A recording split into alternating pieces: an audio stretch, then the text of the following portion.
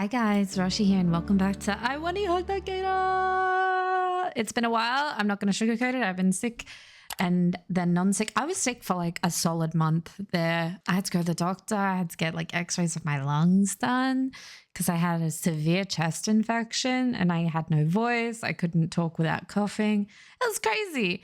I do pre-record quite a bit. So luckily I had like a backlog of videos that I could upload, but I'm back now and I'm actually recording, and this video will probably come out the day that I'm recording. So hey, I'm not sick anymore. Woo! It's great. I did a 12K hike yesterday, so needless to say, the lungs are good.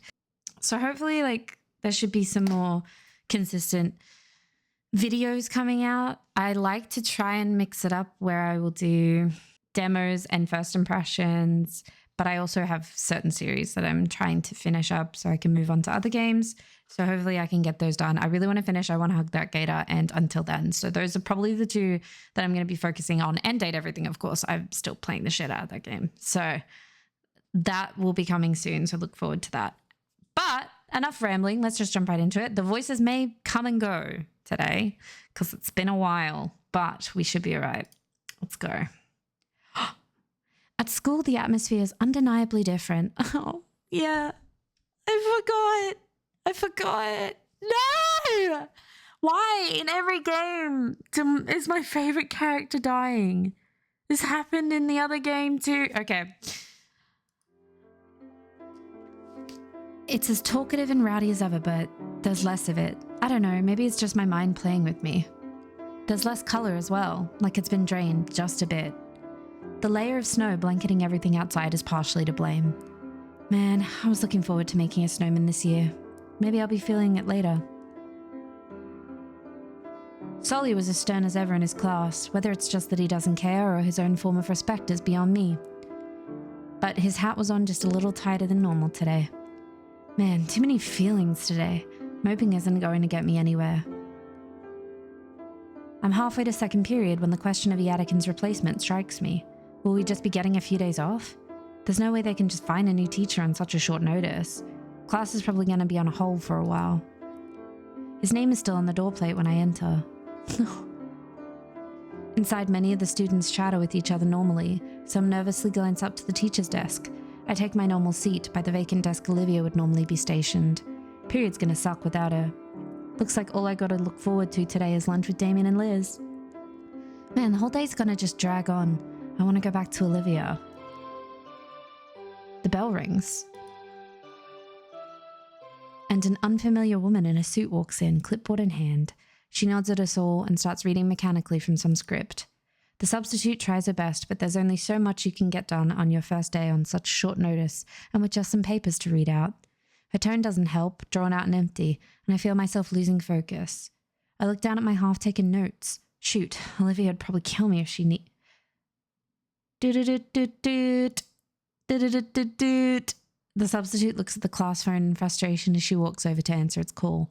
They both mumble back and forth for a few seconds before... We got an Inco Cheeto in the class. I raise my hand. The substitute thumbs towards the door. Office called. You're wanted. Weird. What would the office want with me? I don't know. My footsteps echo on the hard, cool tile on the way to the principal's office. I heard once that they made the halls to the faculty offices longer on purpose to scare you. Although that may just be from an old comic strip. The effect was there, however, as each of my reverberating steps sent a spike of unease through my core. When I finally stood before the principal's office, the feeling of unease peaked. Oh, fuck. Slowly I opened the door and I inched myself inside. The principal was sitting behind her disorganized desk, blanketed with numerous sheets. And between me and her, Mia and Ben, looking back at me from their own chairs. Why can I never fucking remember what the principal's voice was? You wanted to see me, Principal Scalar?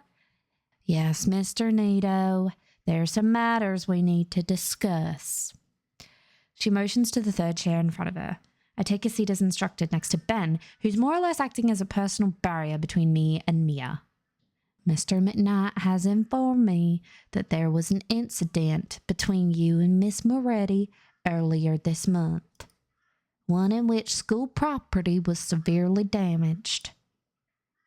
Yeah, it was near the start of the month, so why now? I look at Ben and Mia. I'm sorry, there were more pertinent issues at the time, Inco. I had to keep pushing this back to handle things like the audit paperwork, and an excessively heavy breath leaves Miss Scala's mouth. You should have given me the report for this as soon as it happened. Miss Scala looks at Ben as he frowns. This needs to be resolved by the end of today, Benjamin. Her tired eyes turn my way. Please, so that way you can finish this as soon as possible. While she spoke, my focus was on Mia and the smile that crept across her face.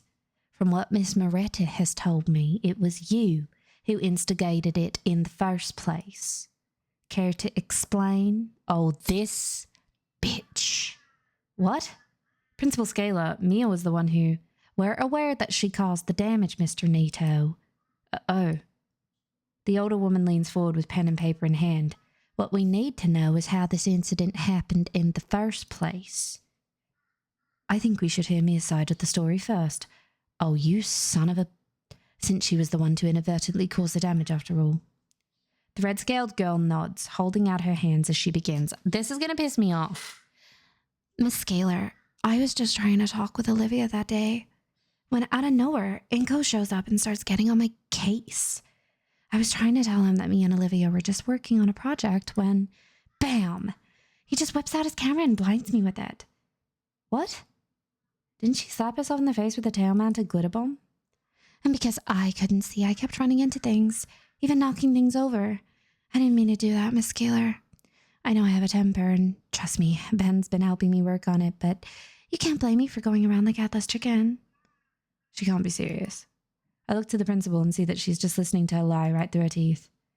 And this ain't even the first time he's done this. I tried talking to Olivia back in September and he pulled her away. I swear he's been out for me ever since that first day of school. Principal Scala, that... Shh. My jaw slams shut bitterly as the principal denies me the chance to defend myself. Her eyes turn downward to a particular stack of papers atop her desk, carefully scanning one page and flipping to the next. The silence of the room is unnerving as she flips through page after page, finally breaking the quiet by clearing her throat. Now, Mr. Nito, you can give me your side of the incident. Taking a deep breath, I reiterate what Olivia and I had told our former art teacher, back when he had saved us from the blonde bitch currently glaring daggers at me. From the moment Mia took Olivia away, to finding them in the classroom, to when she slapped herself in the face with a glitter-covered poster. However, I decided to stretch the truth about why Mia was in the classroom with Olivia and only mentioned that she was harassing her. Last thing Olivia needs is to be interviewed about her own involvement in all of this. I did my best to remain collected, but recalling everything that happened reminds me of how Mr. Yadikin had always tried to look out for us. My throat dried out as I continued on in spite of my faltering voice. By the time I finally get to the end, I sound more like a squeaking hinge than a person. Mr. Nito. Principal Scala's voice brought me back from my memories and into the room. Mia was sneering at me. Ben's brows were knitted together in worry. And the principal... Thank you. That's all I needed to hear. She moves from around her desk, the sheets of paper she had been looking over in her hands once more. The principal stands directly in front of us now with an unreadable expression. In addition to the report itself, our Yadikin left behind his account of what happened. In it, he describes Mia's actions as openly hostile and intentional. Actions that were only interrupted once he used... Scala sighs in admonishment. Once he used the estrus taser. However, it seems the Yadikin left some things out of his report. There's no motive for anything that happened, no matter who was at fault. I'm not sure why he'd leave something like that out, but as it stands, there are far too many unknowns here for my liking. Now, I would like to give the benefit of the doubt, especially at a time like this, but given the extent of the destruction in the previous... She's struggling, ma'am. Besides, making a big deal of this during an audit isn't going to look good for the school. I'm finding it hard to believe your intentions here are completely professional, Mr. McKnight. He freezes like a deer in the headlights. Scala grumbles to herself, placing her hand on her head while we all await the verdict. Yeah, just because she's your fucking girlfriend, Ben, doesn't mean that she gets away with being a see you next Tuesday. I feel bad for her. Between the mountains of paperwork and half dozen mugs on her desk, it's easier to tell she's overworked. It will bring me no greater relief than to have you expelled and out of my hands. Unfortunately, I don't have the time or the energy to deal with this. Mia, you're suspended for 3 days and I'm marking your record again. Now, if you three don't mind, leave my office and leave me be. She's smiling about this. Great. She just gets away with it. She doesn't even look up at any of us. I turn towards Ben, who looks both scared and relieved. And Mia, who looks positively overjoyed. She practically skips out of the office without another word, leaving both Ben and I to stare blankly for a few seconds. Another glare from Scalar sends us both out of the room on instinct. Seriously? That's it? It all hits me at once. She just gets to walk away? After everything she did to Olivia, she gets the equivalent of a slap on the wrist. I watch as Mia happily strolls off down the hall, a good distance ahead. That's... Inco, are you okay? Am I okay? Ben, what the hell are you thinking? On top of everything else, between our teacher dying and what Olivia's going through, could this not have fucking waited? Look, no, Olivia, is she alright? She crashed her wheelchair. She's stuck at home. She can barely leave her room, let alone the house, and you're over here playing games with interpersonal drama like a school child. Inco, I'm sorry. Are you? Because here you are dragging me halfway across the school so that crazy bitch can use me as a scapegoat when I just want to go home. And you're helping her by being her lawyer. Holy shit, dude. I used to have respect for you. Look, it's not like that. Then how is it? It's hard to explain. You know what? I'm already drained. I don't have the energy to spend on this. Inco, nobody's actually in trouble. It's fine. My withering glare does its job as Ben reluctantly backs down. Look, man, it's just for the best. For you, for Olivia, for the school. I can't believe this. Now I know why Olivia hates you. I feel a cruel satisfaction as my words lash at Ben, his face growing more distraught. Get your shit together, man. I turn to leave and get away from everything. Inco, please, you don't understand. Yeah, I really don't. Just listen to me, okay? No. Oh. Oh no, Ben. With nothing else left to say, I leave without bothering to look back. By now it's about lunchtime, meaning I can hang out with Damien and Liz. Definitely needed after all this. After school, I took the metro back home to shower and put on some new clothes. As it turns out, my parents really were on a business trip for the weekend, as indicated by a sticky note on the fridge. Randy opens the front door to let me in. Oh, fuck. What was Randy's voice? Ah, there you are. Damien mentioned that you'd be coming over later. Hey, Randy. Say, Inco, I was wondering if you wouldn't mind shoveling the snow off of the driveway when you can. Would really appreciate it, and I'll even pay you a couple bucks for it. No need for the payment, sir, as thanks for letting me come unannounced again. Thanks a bunch, really. Thanks, Dad. You're my new dad now. As Randy leaves, I collapse onto the couch and let my head rest against the comforter. God, that whole thing with Ben and Mia really took a lot out of me. The weight of my heavy thoughts drag my head sideways until I can see Olivia's bedroom door. My eyes linger there as I consider getting up to see her, or just giving her some time to come out. She has to know I'm here now, right? She probably does. She also probably doesn't want to do her silly knee walk thing again. I wonder how mad she'd be if I caught it on camera. Presence then cuts off my view before sitting right next to me. Damien! Hey, you alright, Inky? You're kinda out of it at lunch. For a moment I consider telling Damien about what happened. But honestly, the last thing I want to do is bring this sort of drama into what I could consider my safe haven. Yeah, I'm alright, Damien. Just had a rough time at school and I'm hoping to take my mind off of it. Ah, that's pretty understandable. I mean, what with everything that's been going on and all. If only you knew. In an attempt to comfort me, Damien pats my shoulder. Tell you what, I'll finish up my homework and then we can chill over a game of Rock Ring or something. That sound good? Yeah, that sounds good. Sweet. Bye, Damien. Alone again. My stomach is aflutter with butterflies as I get up from the couch. Olivia's room is just a couple of steps away, and each one stirs the butterflies even more. Once I reach it, I feel like I'm in the shadow of a colossal monolith. Come on, Inco, you just gotta knock. Damn it, arm, just lift up. Stop shaking. Knock, knock. I'm awake, Uncle Randy. It's me, Olivia. I hear quiet shuffling before Olivia speaks up more loudly this time. Inco? Yeah, are you... okay? Decent? Damn you, brain. Can I come in? Yeah, just watch your step. Watch my step? My hand is still shaking as it makes contact with the knob. I'm a child. With a deep, calming breath, the butterflies finally start slowing down and I'm able to push the door open. and see blackness. Olivia? The room is extremely dark. The only source of light is coming in from the entryway. I have to take my sunglasses off in an attempt to see through the darkness better. Olivia? The heck happened in here? Why is it so dark? I make out Olivia's shape in her bed. No reason. Just been playing games all day in the dark. Thought it'd be fun. Well, I'm turning on the light. No, don't. You'll ruin it. The room flickers to life. Olivia's bed has been rearranged into a nest of blankets with her in the middle. She lies curled on her side with a multitude of old sketchbooks and loose papers piled around her. Quite the setup. Hi. Hey, well, that's cute, but how did it get so Olivia weakly shields herself under her covers. Is this paint? Olivia, did you paint over your window? Yes. Yes, I did. And I'm proud of it. Why would you go and do that? The light coming in offended my blackened heart, and my window became a canvas into the new darkness in my life. I am now my own greatest work of art, a living piece of despair. Oh, rap to Jesus. Olivia, you're not a living art exhibit. You got sad and painted your window black. It's a performance piece. Now turn the light back off. Not happening. I go and sit by her on the bed. She leans up a little and offers a spot closer to her. Hey, you okay? I don't know. I take the spot, feeling the bed sink beneath me.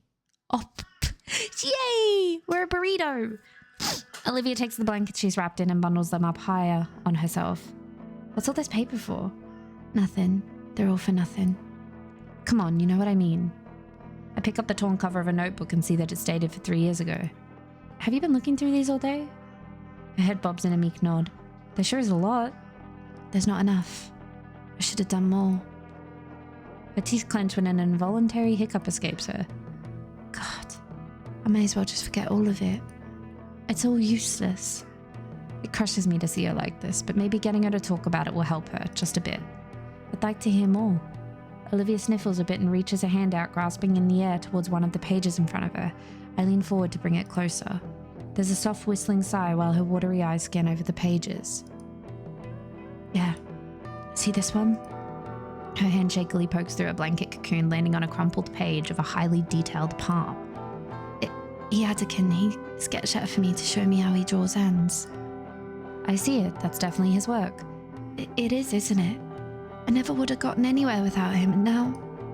I watch her bite back the urge to tear up. Hell, I probably wouldn't have stuck with art in general.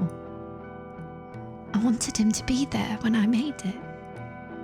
Made it? Yeah. Made it. Across the finish line, you know.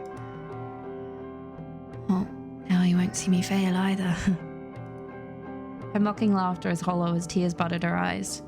Come on, don't say that. What's this one? That one, that's from when I was struggling with form. I had to go back to fundamentals for a bit. Sounds tough. It was tedious, but he made it fun. How about, there's a spiral dated back to freshman year in arm's reach. This one. Oh, that one's embarrassing. I was barely able to draw back then. I don't judge. You've seen my work. How could I? Olivia silently pages through the bound notebook, recalling a memory associated with every page. With each turn of the page, her voice grew hoarser. Her hands tremble and her breath is shorter and harsher. And when she comes to a sterile white page, Olivia breaks. Oh. I draw her into a hug as she cries. The poor girl crumples completely, all her energy now going to her sorrowful wails. My own eyes sting, but I have to be strong for Olivia's sake. There's no words to her cries, only her regrets and anguish given voice and loud screams. Those don't last as her voice gives out, finally spent. She's now left simply letting her tears flow freely onto the blanket and my jacket. The notebook that she held onto tightly finally releases, her tense grip having broken the binding and letting the pages drift downward individually. I don't know what Olivia was trying to do, but once the last page had drifted back down to the bed and her full body weight was pressing against my chest. If it weren't for the wall behind me, I'd be on my back and held down by the tired girl. With my head practically atop hers, I feel the last remnants of her shuddering gasps. This didn't work. I'm such an idiot, why would it? She doesn't want to be thinking about Iadikin, moron. Okay, plan B, I clearly can't do this alone. Hey, Let's go into the living room, alright? No. Come on, it's too dark in here. How long will you keep the window like that? Forever. Come on, that can't be healthy. You need sunlight. Olivia protests by digging into my shoulder with her muzzle. You need vitamin D, girl. Guts need sunlight too. A long sigh. She knows I'm right. Promise to clean it up later? Okay. Thanks. Really, I think we should head to the living room. Will you come with me? No, I want to stay here. Please. Dang it. Okay, can I at least pick out a movie or something from the living room? She nods her head in response. Alright, do you need anything else? There's some soda in the fridge. Bring some for both of us.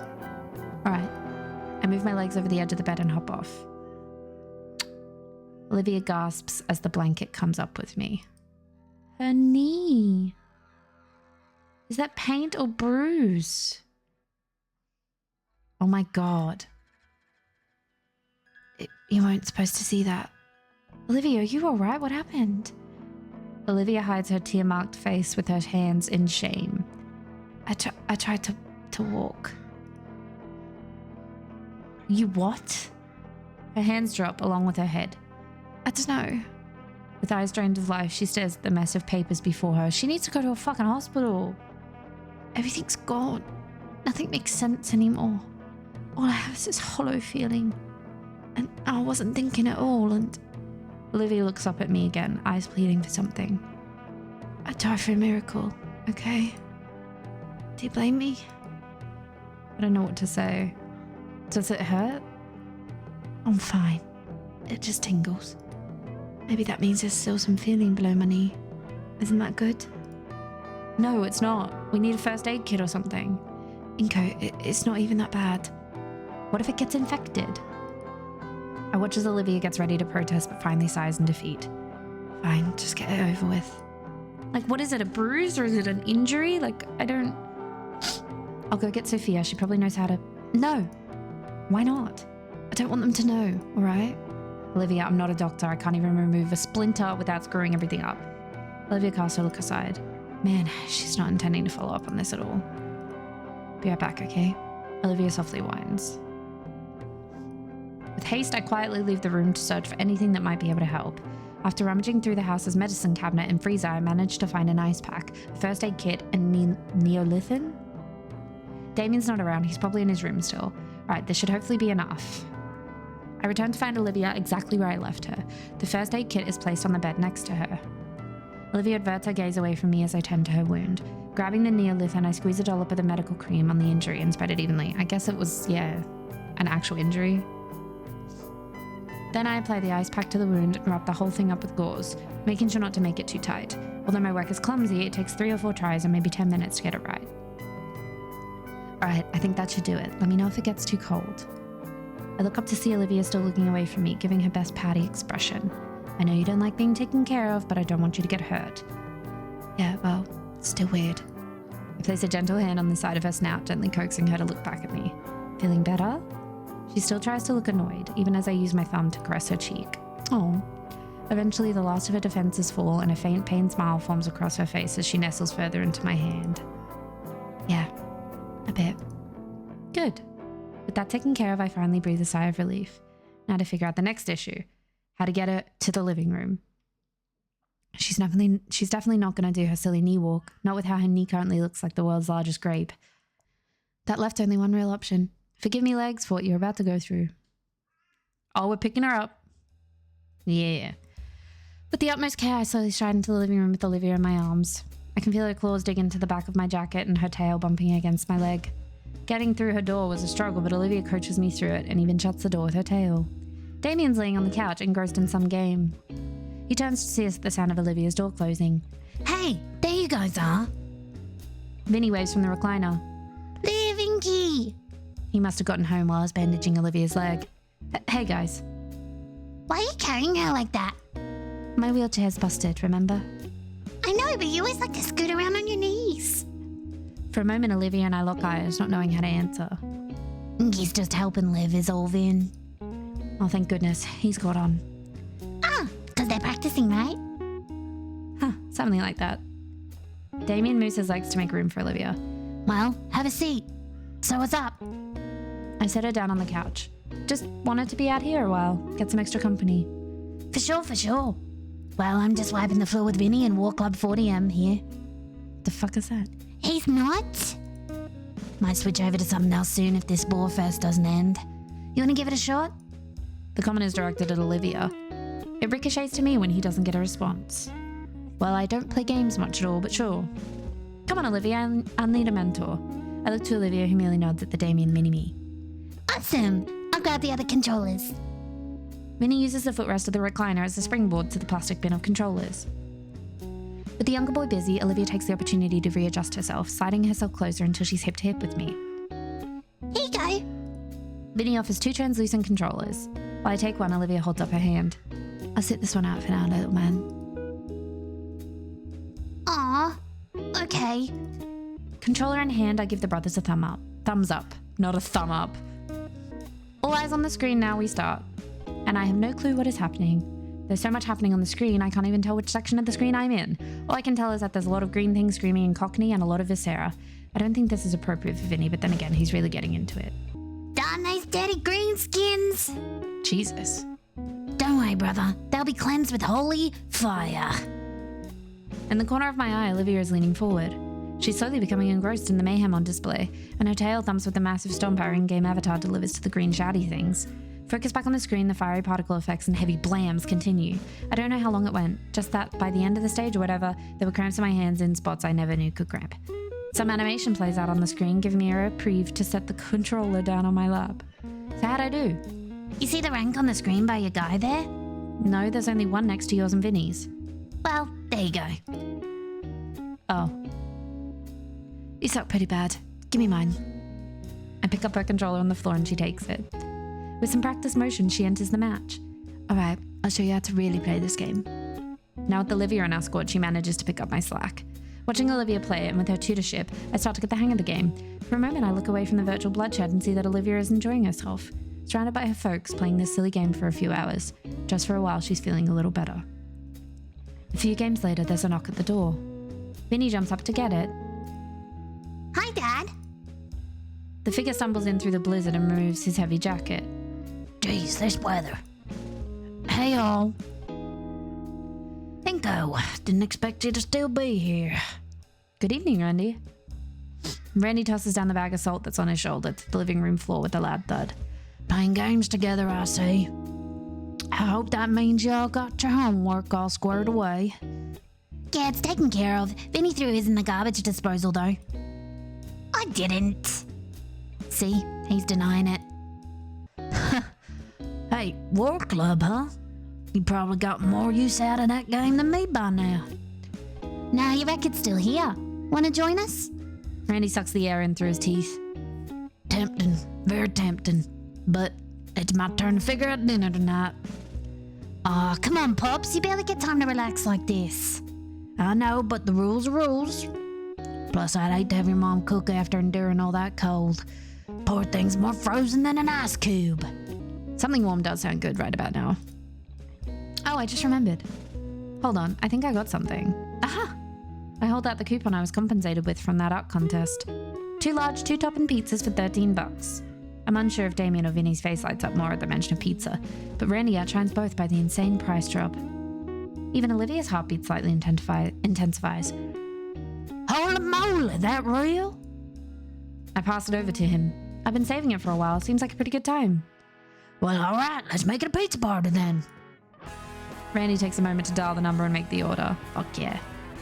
I go check in on Olivia, who looks just as ecstatic as the Payne brothers. I can't get pizza anymore like that. I have to make them. So I relish the days when it used to be pizza night. You'd just call up Pizza Hut. Not Pizza Hut. Eagle Boys. Oh my god. I miss Eagle Boys so much. Pizza Hut is so American. This game is doing things to me. I go check in on Olivia, who looks just as ecstatic as the Payne brothers. It's just pizza. No need to hyperventilate.